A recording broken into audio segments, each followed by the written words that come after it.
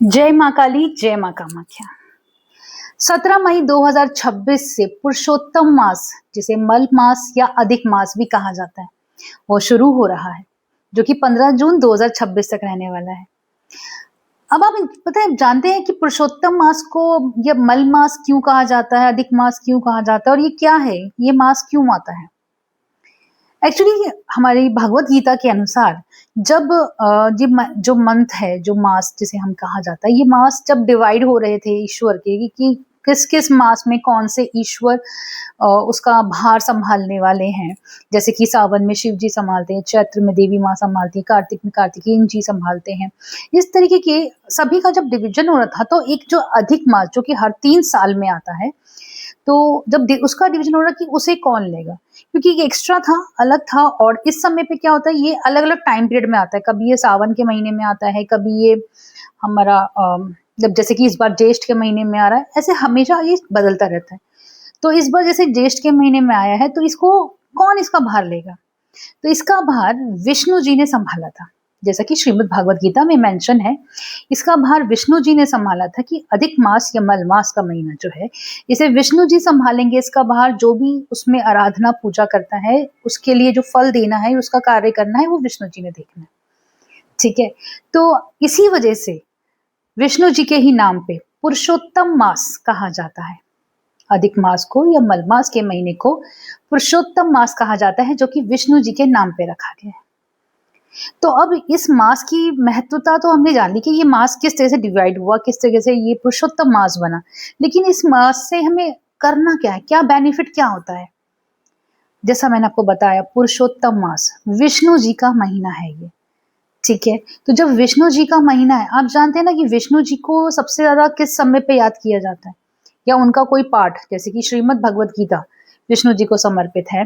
ठीक है, विष्णु सहस्त्र नाम है विष्णु जी को समर्पित। तो ये इसका सबसे ज्यादा पाठ हम कब करते हैं? जब हमें अपने पितरों को मोक्ष कराना होता है, उनकी मुक्ति करानी होती है, तब हम विष्णु जी का सहारा लेते हैं। ये तो सभी जानते हैं ना। तो विष्णु जी हमारे पितरों को मोक्ष देने के लिए, मुक्ति देने के लिए हमारी सहायता करते हैं, जिसके लिए उन्होंने हमें मार्ग दिखाया है कि श्रीमद् भागवत गीता का आप पाठ कीजिए, नारायण बलि करवाइए। सब जगह विष्णु जी का ही जाप होता है। तो आप जानते हैं इसका मतलब अधिक मास जब आता है 3 साल में एक बार, तो आपको मौका मिलता है कि जैसे कि पितरों के लिए हम कितनी सारी चीजें करते हैं। जैसे कि नारायण बलि करवाई जाती है, पितृ पक्ष में पितरों के लिए हम भोजन तर्पण करवाते हैं, या फिर गया जी जाते हैं तब वहां पे करवाया जाता है पितरों का तर्पण। हरिद्वार जाके पितरों के नाम का दान पुण्य करते हैं। ये सब तो सभी लोग कुछ ना कुछ करते ही हैं।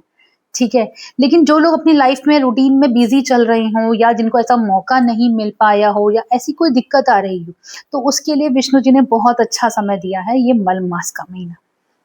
इस मल मास के महीने में, पुरुषोत्तम मास के महीने में, यदि आप विष्णु जी का कोई भी पाठ करते हैं, यानी कि अगर आप भगवत गीता का पाठ करते हैं डेली, या आप अपने घर में भगवत गीता बिठाते हैं, भगवत गीता का आप मंदिर में करवाते हैं, 7 दिन की कथा रहती है श्रीमद् भगवत गीता की। अगर आप ये भगवत गीता करवाते हैं, करते हैं, खुद से पढ़ते हैं, तो आपके पितरों को ये इसका सारा श्रेय जाता है, जिससे उनको मोक्ष मिलता है, मुक्ति प्राप्त होती है, और उनका आशीर्वाद आपके घर में बनता है, जिससे कि आपके जो काम ना बन पा रहे हों, आपकी जो भी अड़चने आ रही हैं आपकी लाइफ में, आपके काम में, आपके घर में बच्चों की शादी में, पढ़ाई में, हेल्थ में, उन सब में आपको बहुत फायदा होता है। अब अगर आप ये कहते हैं कि श्रीमद् भगवत गीता का आपने पाठ तो बता दिया, लेकिन हम नहीं कर पाए, बाई चांस किसी की जेब अलाउ नहीं करता, किसी पॉकेट अलाउ नहीं कर रही कि हम नहीं कभी कर पा रहे, या समय अलाउ नहीं कर पा रहे, गर्मी बहुत है, जॉब का चक्कर है, या कुछ भी रीजन से, तो उसके अलावा भी मैं आपके लिए ऐसी ऐसी छोटी छोटी टिप्स लाई हूँ, जिससे आप विष्णु जी को प्रसन्न करके अपने घर के पितरों के लिए मोक्ष की कामना कर सकते हैं।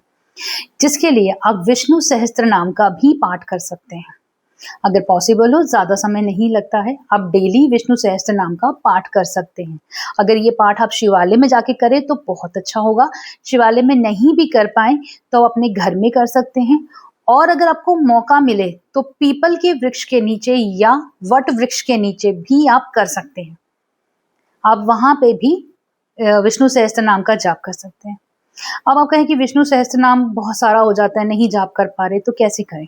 तो इसके लिए भी हमारे नारायण ने बहुत अच्छा एक उपाय दिया है कि एक छोटा सा मंत्र दिया है, जो विष्णु सहस्त्र नाम के तुल्य होता है। मैं आपको मंत्र बता देती हूँ। राम रामेति रमेति रमे रामे मनोरमे सहस्रनाम ततुल्यम राम नाम वरानने।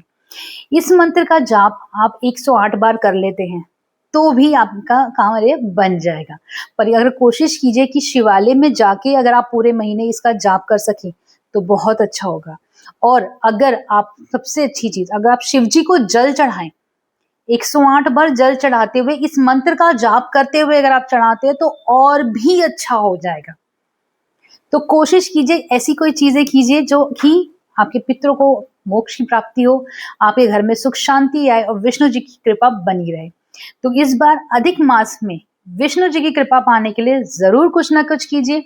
और आप कहाँ से हैं, आप कौन से शहर से मेरी वीडियो देख रहे हैं, और अगर आप ये चीजें कर रहे हैं तो प्लीज मुझे कमेंट में जरूर शेयर कीजिएगा। मुझे बहुत अच्छा लगेगा ताकि ये पता चले कि अगर आप ऐसी चीजें कर रहे हैं तो मैं आगे भी मोटिवेशनल वीडियोस और बता सकूं कि आप छोटी छोटी टिप्स करके भी कैसे अपने घर में सुख शांति को ला सकते हैं।